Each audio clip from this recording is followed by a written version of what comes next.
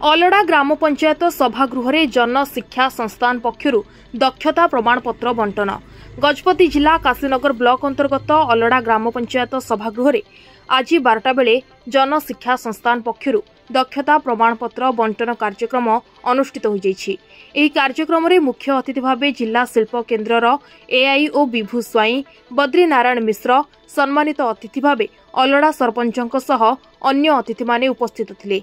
एही अवसर में अनुष्ठान पक्षरु तालीम प्राप्त प्राय 30 जन को सिलाई दक्षता प्रमाणपत्र प्रदान करा जायथिला।